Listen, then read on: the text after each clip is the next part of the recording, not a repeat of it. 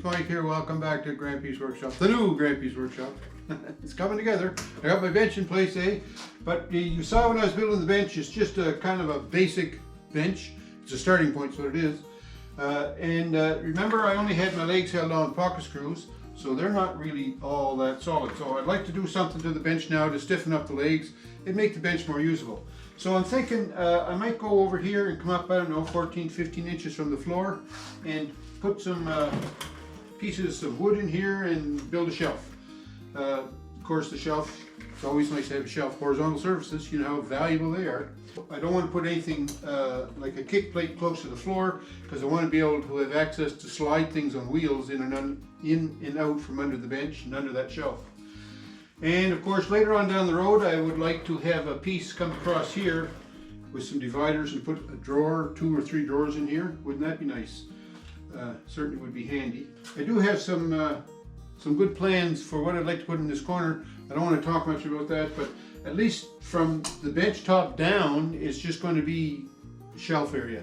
So I think when I put this shelf in the bench, however high it would be, 15 inches off the floor or something, I think I'm going to extend that shelf right to the corner and just give me extra storage. So yeah, we're going to build a shelf on the workbench today, so let's get at her. Welcome down to under the bench. How you doing? I was doing a little figuring, and I think that if I put my shelf under here so that the top of the shelf supports is 15 inches off the floor, I think that would make a good height. I was measuring a bunch of the things I had, a bunch of different things that I could be sliding in under here, and I think, 15 inches would give a good clearance for it. Thinking also that across the front of the shelf is probably going to be a support beam that's probably going to be at least 2 inches, so that means I'm only going to have 13 inches of clearance. So I think 13 inches, that's not bad. Another reason I'm thinking that is at 15 inches, that would make the top of the shelf, say after I put some boards on the shelf, the top of the shelf then would be maybe 16 inches off the floor. So that would leave me, and if I put down the road, if I ever put drawers in here, they'd be like 8 inches deep. So that would leave me then, let me see, will I just check this measurement again? I have now 21 inches, so if I come down 8 inches from my drawer, that would leave me with like 13 inches of space on the shelf to store stuff. So I'd have almost like 13 inches of shelf, 13 inches of room down here, 13 inches of room on top of the shelf, and then the drawers. So I think that's a good idea. The trick here that I find is I'm trying to plan for eventualities that might happen on the bench. It might not happen. I may never ever put drawers in here, but I might. So I want to make allowances for that. So that makes the whole planning and layout of the bench, a little bit tricky. So if I can wiggle myself in here, I'm going to put a mark 15 inches right there. What I was thinking then is if I'm going to put this shelf bracket on here, this ledge, I'd like to extend it right into that far corner. And then when I put my shelf on, I could make the shelf go right to that corner. So what I'd like to do is get a measurement from this wall all the way over to the edge of the bench here. Get up there, you. 85 inches. And I'm measuring to the front. Now you might say that it may not be the same at the back, but it is square with the wall, so 85 inches is going to be a good measurement there. So we're under the bench here getting ready to put this piece up. This, by the way, it's my favorite, a rough cut hemlock, 1 inch thick. And I measured it 85 inches long. I only cut it 84 because I'm going to put another piece of 1 by stock across the edge there as the shelf edge. So we're going to put this up against the wall. There's something like that. So we'll put this screw in just to hold it for now. Make sure that it's as level as can be. All right, that doesn't look too bad. So we'll put some more screws in this, and then we'll start putting the end on it. So we're back under the bench again. What I want to do is put a piece from this face over to this leg. Now, if you remember, I cut this back 1 inch to make room for this edge piece. But now I also want to recess this leg, make a cutout in it so that the leg will fit in there and be supported by the leg. So what I want to do is find a mark where that the top of that leg would be. Okay, just something like that. So that's flush back here. So I'm going to make a mark right across here. And now I have to remove this leg, take this to the saw and cut a rabbet out of there so I can set my ledger piece in there. So in order to take this leg out, I'm going to have to support this corner of the bench. So I just made this little kind of a makeshift stilt. And then the beauty of having put this together with screws, it's now easy to take apart. So there we go. So now I'm going to measure down however wide I make that. I think it's probably 2 3/4 inches. I'll measure down and cut a rabbet out of that 1 inch deep. We'll do that at the table saw. And we're going to cut this part out. We're going to cut it 1 inch deep. Now I set my saw blade to 1 inch, and then I'm going to make a series of passes here and just hog that out and then clean it up with a chisel.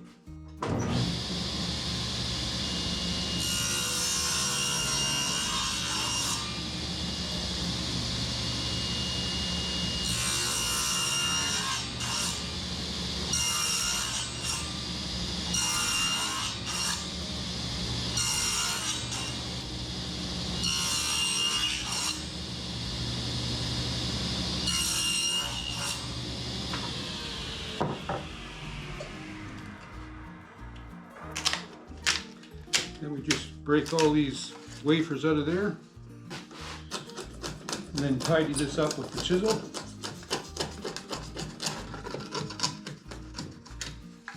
Okay, and then we'll try our piece in there. That doesn't fit too bad, eh? Nice and flush. All right, we have our leg cut. We're ready to put it back in place, so we'll put it back under here, under the corner. Set it in place. We can take our support out now. Put our screws back in here.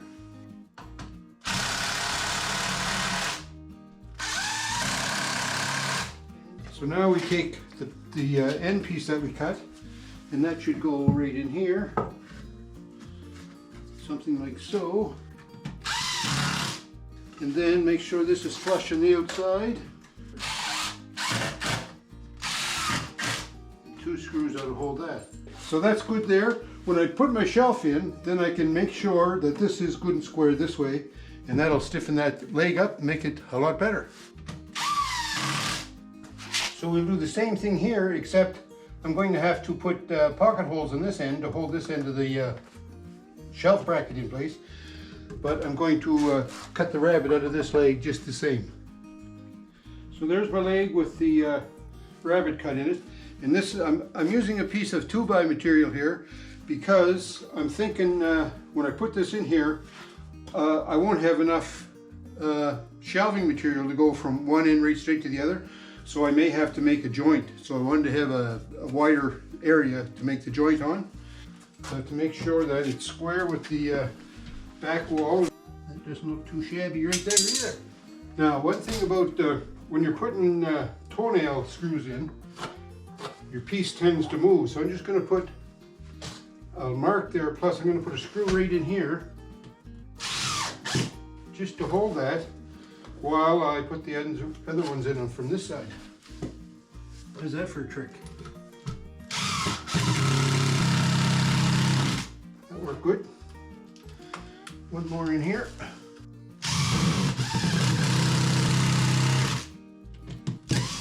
I can put this fella in here.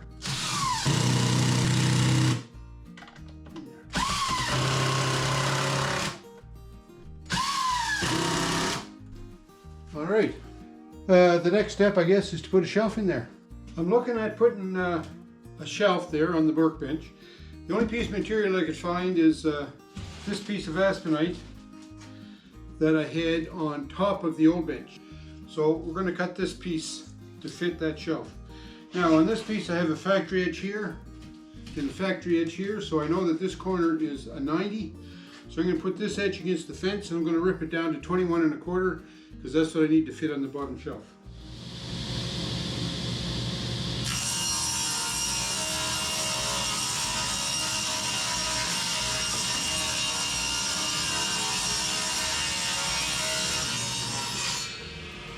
So I'll just measure this, 59 3/4.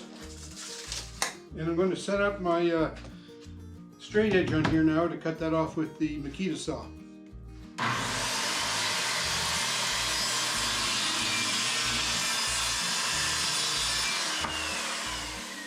Alright, so here's my shelf.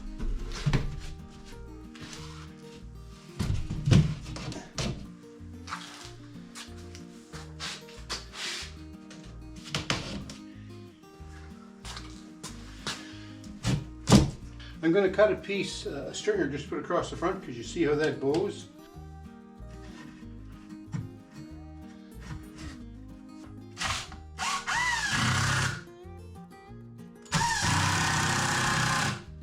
I'm going to put 2 on each side here.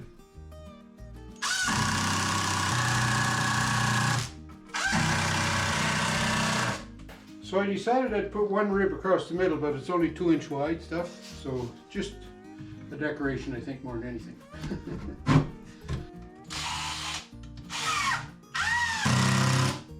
And then I put pocket screws at the back again, of course.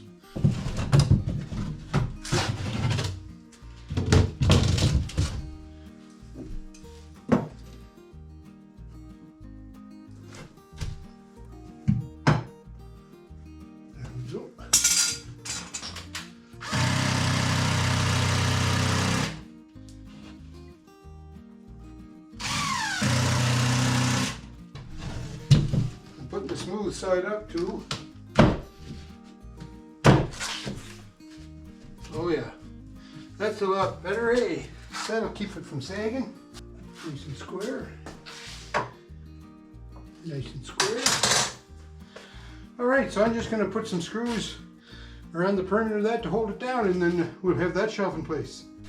So I found another piece of scrap. Now this is a piece of the alstonite that came off the roof of the boathouse. And it got wet over the winter there because the boathouse was kind of in bad shape through last winter, a winter ago. So this is thicker than this shelf, but it's only going here in the corner, so I'm thinking it's going to probably be okay. So let's just set this in place. So it's a little bit thicker than that shelf, but we're going to have to live with it. Doesn't fit real tight in the corners either, so I'm not going to show you that part. Just trust me, it fits. Okay, put a few screws in it. Put 1 screw out here.